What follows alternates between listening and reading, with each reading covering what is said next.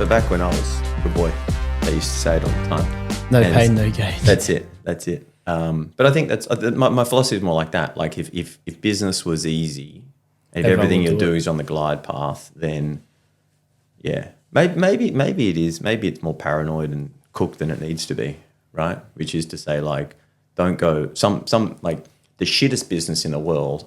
I'm sure has heaps of problems. So whoever's running the shittest business in the world, if they're like, oh, I'm experiencing so many problems, this is awesome. I'm on the right track. Yeah. So, business is Bit shit. traditional. Yeah, but I think it's more that like overcoming these challenges, resilience, that every one of those you tick off, I think moves that business further down. So that whoever comes in and wants to, like cut your grass is going to have to go through those same things. Yeah. Yes. But it's also just probably identity and toughness. It's also like the ability for you to bear that level of... the mindset. Yeah, the mindset, resilience, right? Do you feel like every business owner has that?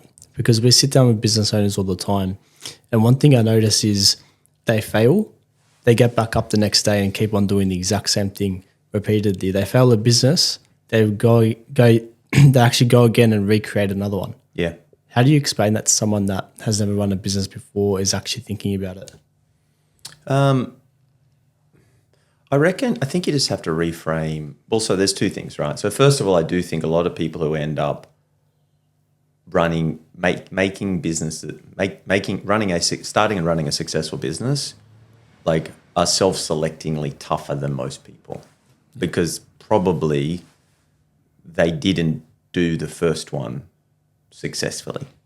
Like, definitionally, you're probably getting them, like, if 70% of businesses fail, then you're probably not just talking to that. The 30% that succeed haven't been started by first-time entrepreneurs, all of them, right? So definitionally, it's self-selective in terms of the people who we end up talking to about successful business people are usually people who've failed and then subsequently succeeded, right?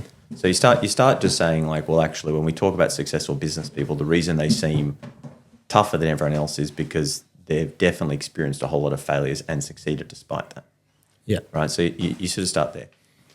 The next point I would think about is that I don't know if maybe so much of the stuff in these conversations I have with people, right? Like, I've now been doing startups and businesses for like 18 years or something, right? Like, proper. I did a little bits and pieces at uni, but like fully committed to this for something like that.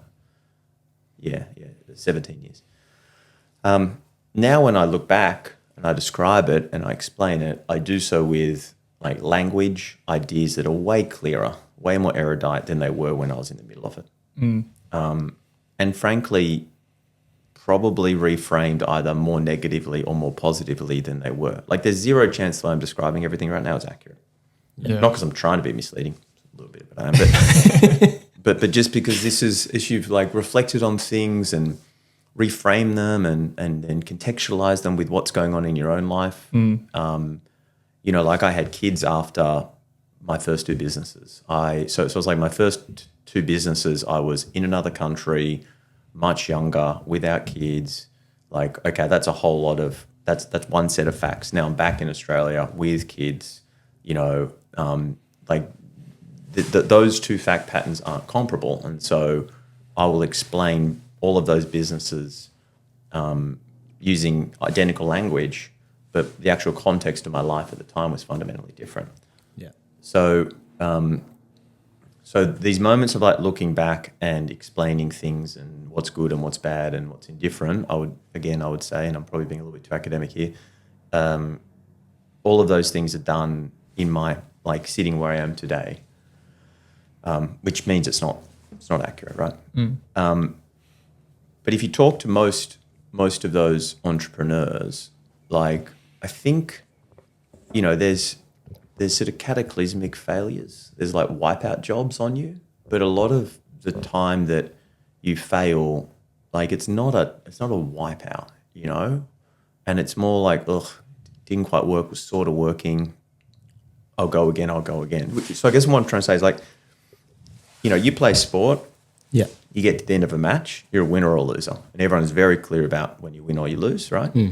And so, but business isn't like a series of these games stacked up. Often, you kind of roll from one to the next. You have glimmers of victory, glimmers of failure. Ultimately, the net of it all is that I didn't achieve what I wanted to achieve, which is failing, I guess, to achieve your objective. But more often than not, you've done something for, a few years. You've generated some amount of cash flow, which is why I go back to the very first thing I said. The most important thing is the journey and the people, because success is how well you spend your time on this planet running these businesses. Like, it's not everything else. So, like, there's business failure, which is, did I achieve the commercial objective I wanted to? Did my business generate the revenue, build the product, have the customers? Issue. So I think like, I would look at it, and I still look at it this way. This is one thing I would say has been constant over all the businesses. I really was obsessed with, having a good time.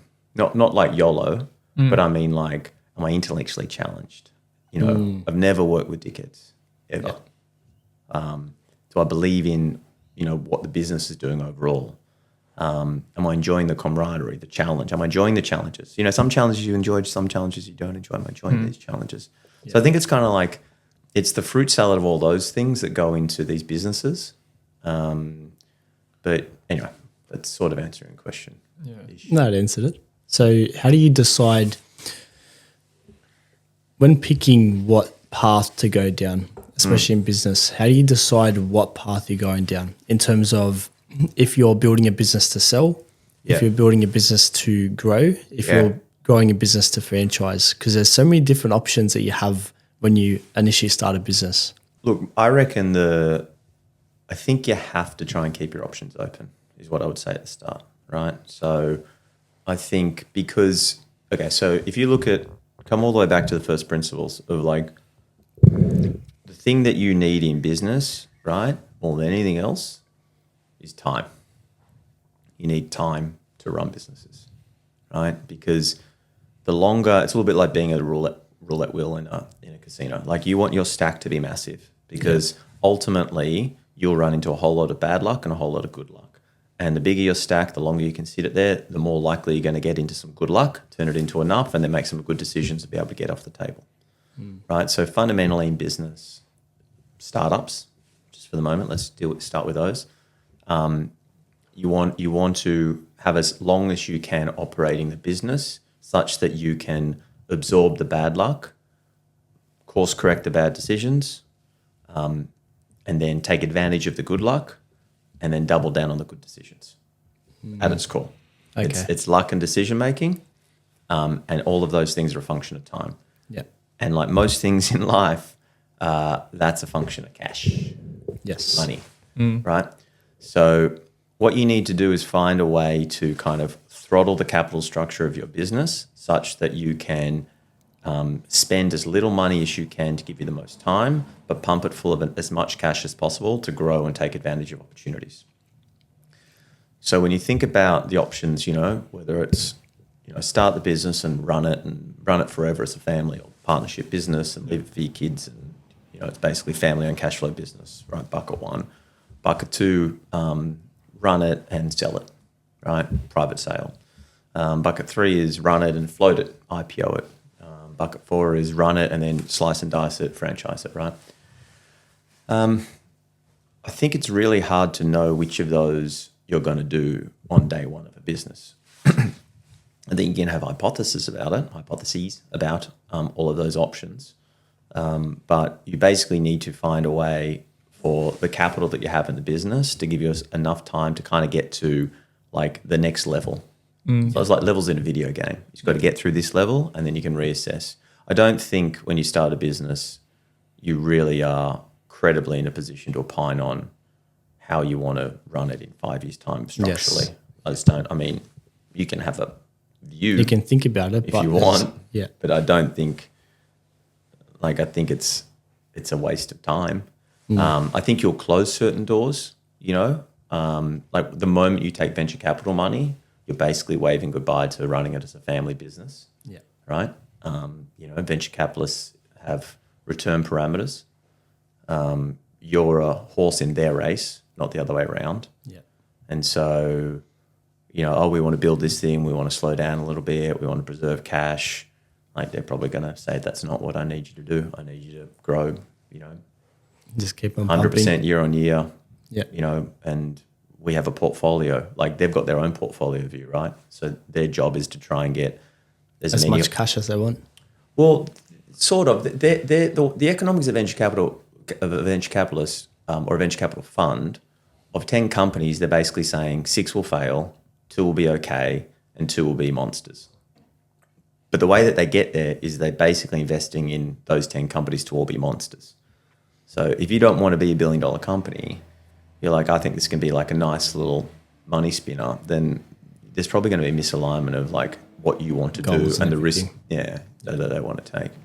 So my view would be like, don't fixate on how you want to end, like where you want to end up. If a possibility is you really think you'd like to, keep this as a family business and run it slowly, then like probably don't take money in certain ways. Don't take venture capital money, or investments from people whose expectations don't align with yours. Like, I maybe said more generically than just talking about venture. So I think it's more like, don't worry so much about like optimizing for the outcome that you want. Just optimize to ensure that you don't close the door on some of those outcomes. It's almost like setting the negative, not the positive. So you keep the options open. If you want to, if it's important to you to keep the options open, I would say. And then it's really about like as you move through the life cycle of the business, really being like you got to be in tune with opportunities to basically turn the business up, right? And you can go in there with best laid plans, but you kind of got to be listening for, okay, now we're seeing product market fit, or now we've got an opportunity, real estate opportunity to go from sort of offline or, decentralized to, centralized, right? Yep. And at that point in time, take advantage of those opportunities. And that's where you've got to have the capital to be able to move swiftly and with confidence and pull the trigger and get those things done. And again, as long as you've got like a really well-organized vision, you've done some thinking, which we talk about in a moment, in terms of like taking in the right amount of information to make, as well-informed decision as you should be making at that point of time, then I think you can keep moving forward with confidence. And you kind of tack and jibe and squiggle your way up. Yeah. But usually, like if you look around at, I can only talk for my businesses, but most of these businesses, you do a whole lot of busy work, you do a whole lot of stuff that feels reasonable, but there'll usually be 2-3 company making decisions, one every 18 months, right? And you'll either take it or not, and then you'll either, and if you take it, you'll give it the effort that it deserves, or you'll puss out and try to diversify and kind of not give it the gas that it needs to grow.